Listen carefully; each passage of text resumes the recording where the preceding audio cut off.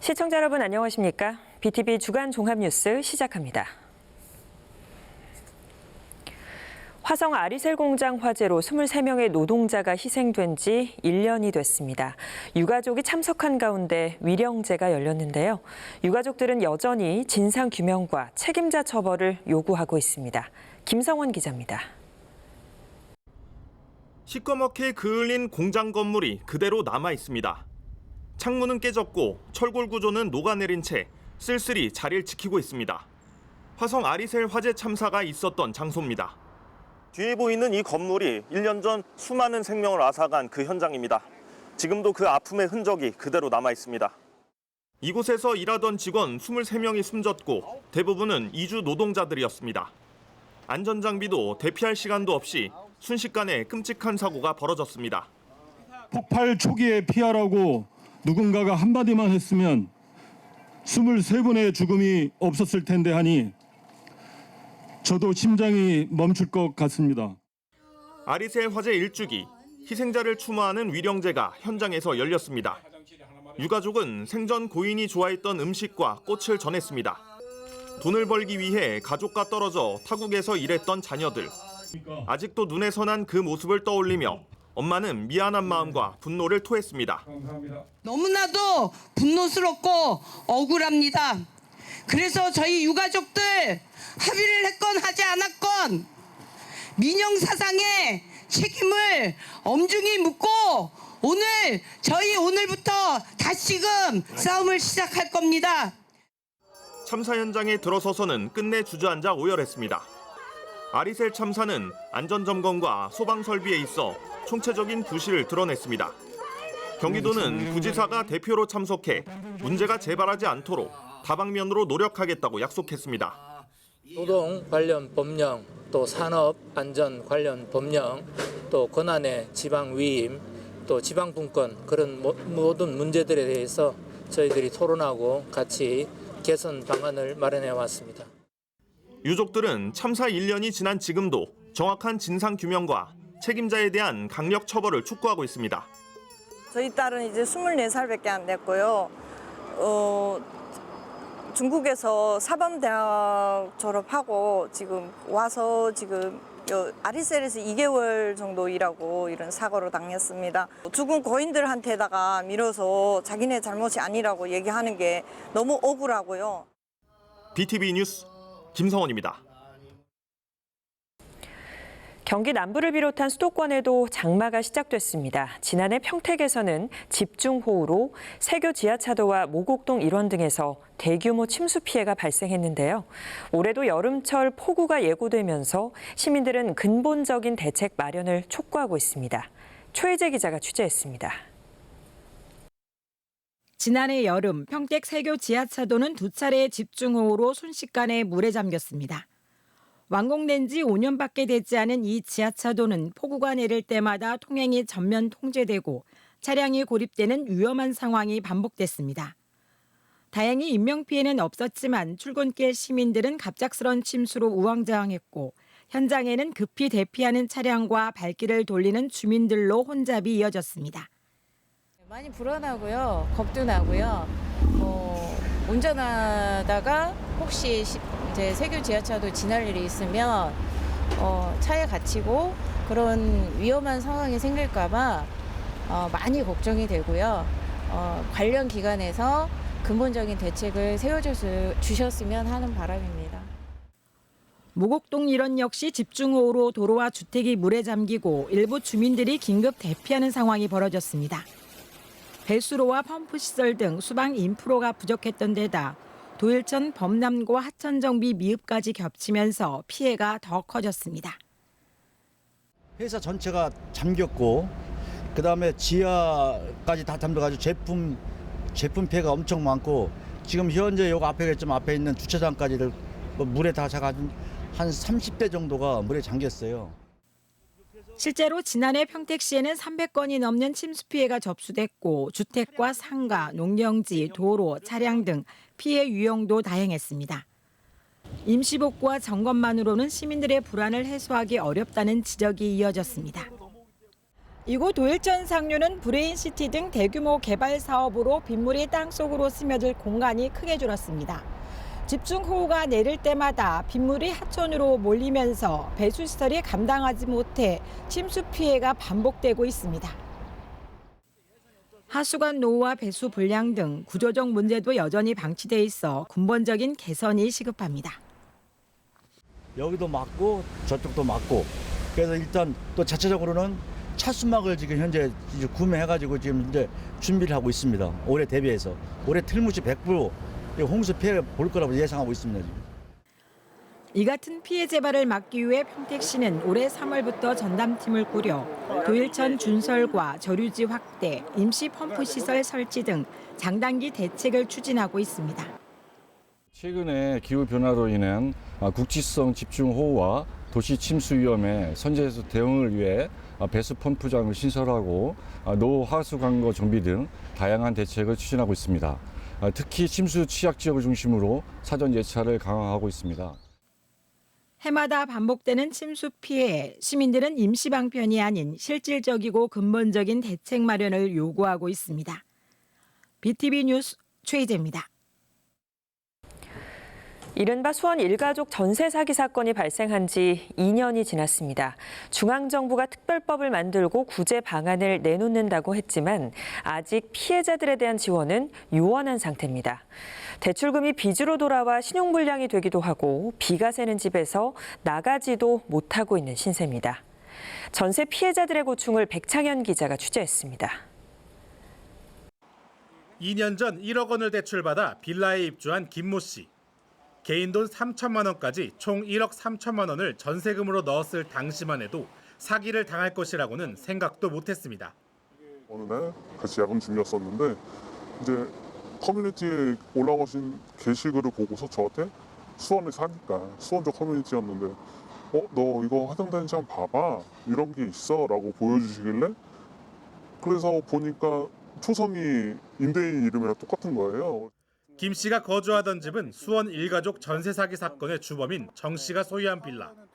대출금 1억 원은 그대로 그가 감당해야 할 빚이 됐고 신용불량자가 됐습니다. 2년이 지난 지금도 그는 이 빚을 갚고 있습니다.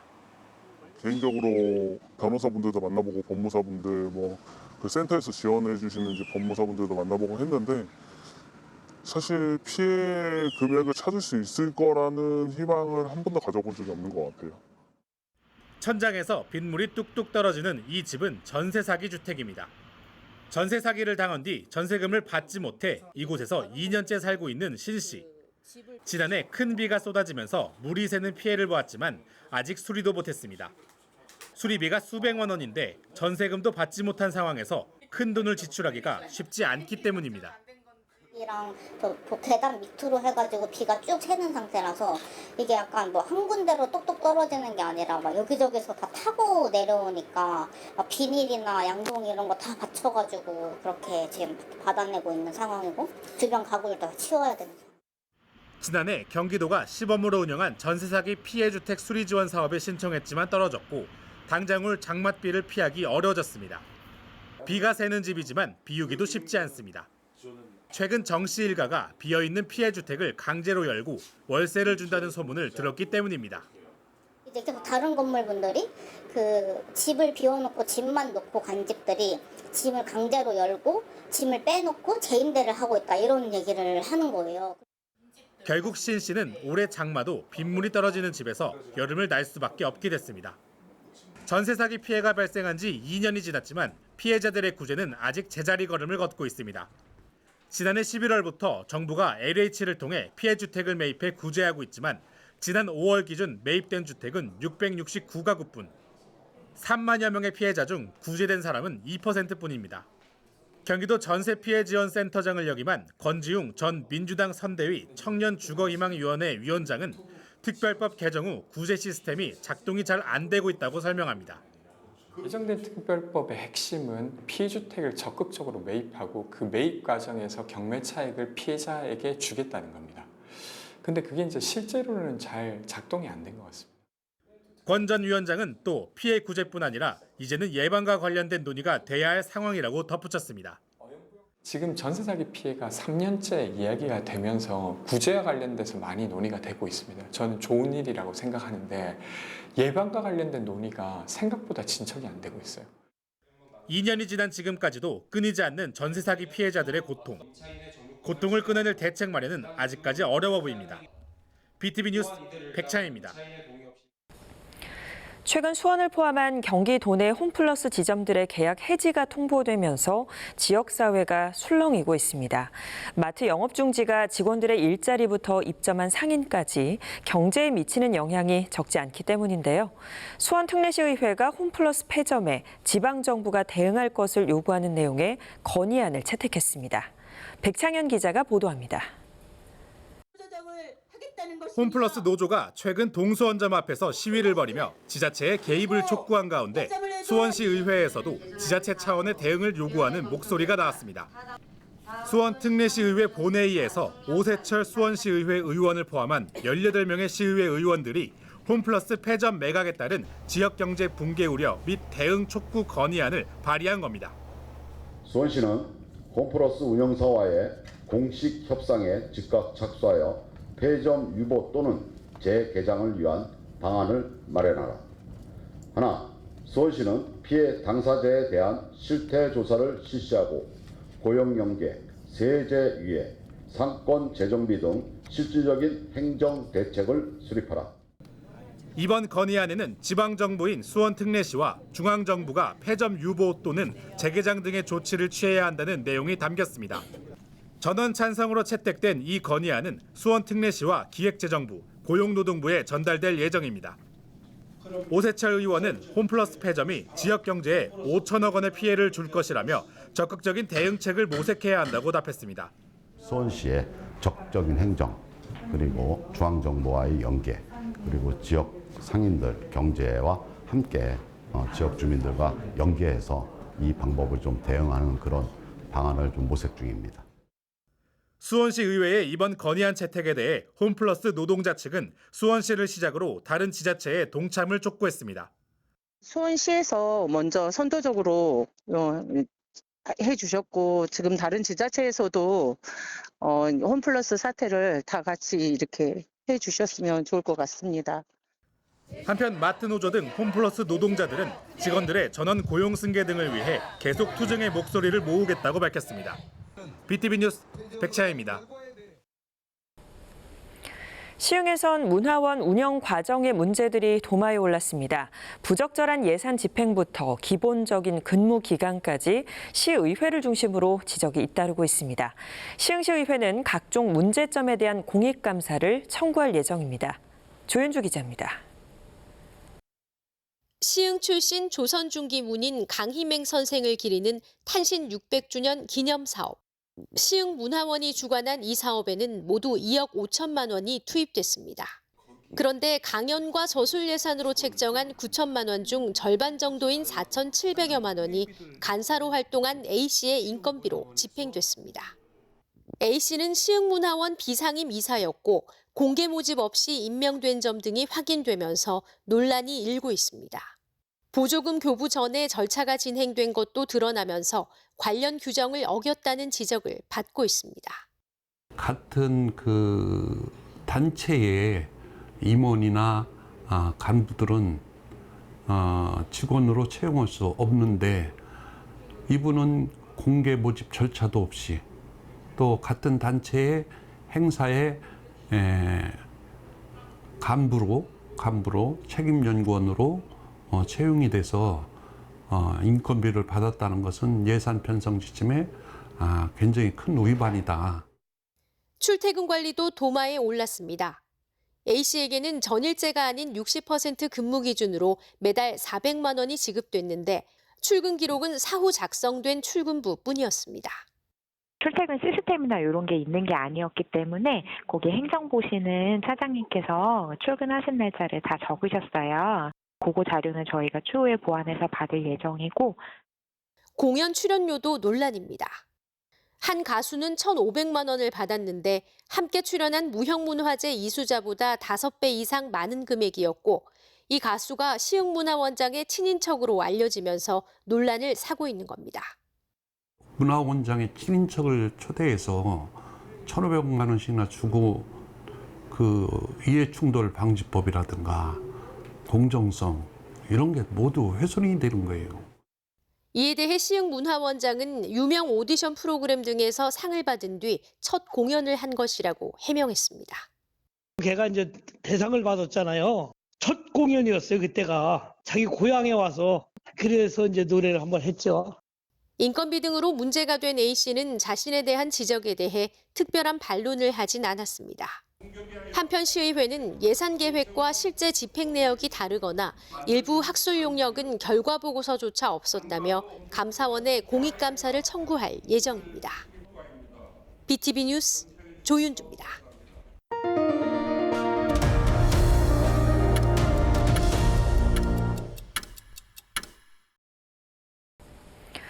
오산시 양산동은 주변에 전철역이 많아서 개발 압력이 높은 곳입니다. 최근 아파트 건설이 예고되면서 도로 문제가 지역의 큰 걱정이었는데요. 오산시가 아파트 건설 전에 부족한 도로부터 확보하기로 했습니다. 보도에 김성원 기자입니다. 오산시 양산동의 한 아파트 단지입니다.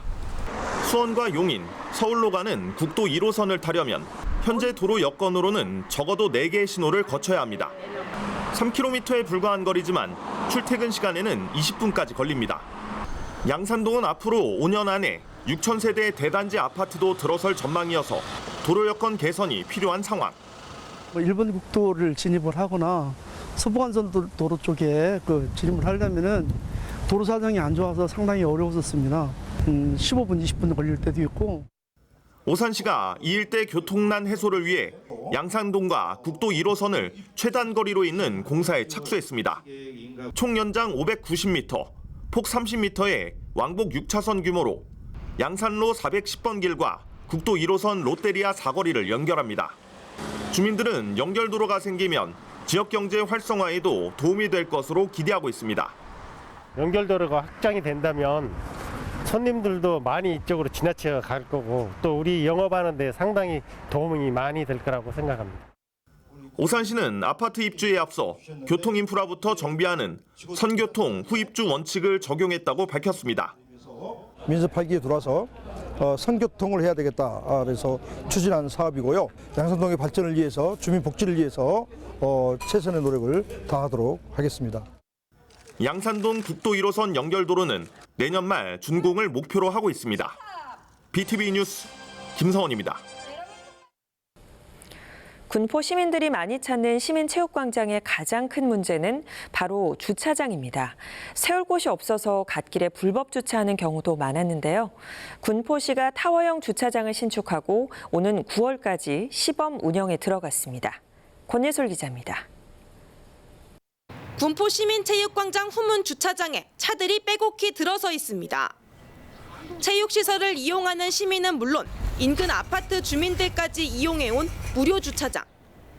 하지만 주차장 폭이 좁은 데다 갓길에 댄 불법 차량으로 운전자들은 차를 넣고 빼는데 어려움을 겪어야만 했습니다. 공간 부족 문제를 넘어 주차 환경 자체를 근본적으로 개선해야 한다는 목소리가 이어졌습니다. 이에 군포시가 타원형 주차장을 조성해 시민 불편 해소에 나섰습니다. 지하 2층부터 지상 1층 규모로 총 116대를 주차할 수 있습니다. 당초에는 철물 구조물 방식으로 계획했지만 도시 미관을 해친다는 민원이 제기되면서 군포시는 추가 예산을 확보해 건축물 형태로 변경했습니다. 협소한 주차장과 인근 지역의 주차난으로 시민들께서 많은 불편을 겪어왔던 것도 사실입니다. 광장을 찾는 이용자분들은 물론 인근 지역 주민의 주차난 해소에 큰 도움이 될 것이라고 기대합니다. 새 주차장은 9월까지 무료 시범 운영을 거친 뒤 10월부터는 유료로 전환될 예정입니다. 요금은 4시간까지는 무료이며 이후에는 10분당 200원으로 하루 최대 요금은 5,000원입니다. 군포시는 앞으로 운영 효율성과 시민 만족도를 높이기 위해 지속적인 의견 수렴에 나선다는 계획입니다. BTV 뉴스 권예솔입니다. 안성시 안성맞춤랜드의 반려견 전용 놀이공간이 문을 열었습니다. 산책줄 없이 자유롭게 이용할 수 있고 반려견 크기에 따라 공간도 나눠져 있어서 반려인들의 관심이 높습니다. 주하영 기자가 소개합니다. 10년 동안 마약 탐지견으로 활약했던 스프링거 스파니엘. 은퇴 후에도 훈련 때처럼 냄새를 골라내는 능력은 여전합니다. 퇴역견을 입양한 경찰관은 마음 놓고 반려견과 시간을 보낼 수 있어 한결 여유롭습니다. 처음 와봤는데 보시다시피 시설도 너무 좋고요. 우리 아까 저희 반려견 보셨죠? 반려견도 너무 좋아하는 것 같습니다. 그래서 이런 파크에서 많은 행사들을 해갖고 안성 시민들이 다 같이 즐길 수 있는 그런 장소가. 이곳은 안성시 보계면 안성맞춤 랜드 내에 위치한 반려견 가치 파크입니다. 캠핑장 옆에 자리한 이 공원은 축구장 70% 크기로 중소형견과 대형견이 각각 놀 수 있는 구역이 따로 마련돼 있습니다. 놀이터 안에서는 산책 줄 없이도 자유롭게 이용할 수 있습니다. 반려인들을 위한 쉼터와 피크닉 테이블, 야간에도 이용 가능한 산책로까지 조성돼 있어 가족 단위 방문객에게도 제격입니다. 여기 말고는 솔직히 갈 데가 없었어요. 근데 여기 생겼다고 해서 3, 40분 걸려도 분수도 있고 잘 구성돼 있어서 자주 올 것 같습니다. 안성시는 이 공간을 중심으로 반려견 행동 교정 강좌와 동물 등록 캠페인 등 다양한 프로그램을 진행할 계획입니다. 입장료는 무료이며 반려인은 13세 이상이면 누구나 이용할 수 있습니다.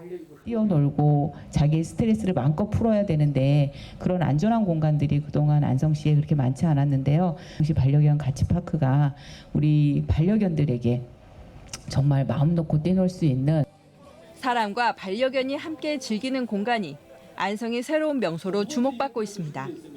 BTV 뉴스 주하영입니다. 경기도는 이동 노동자와 5개 근로자 등 폭염 취약계층의 온열 질환 예방을 위해 재해 구호기금 20억 원을 시군에 교부했습니다.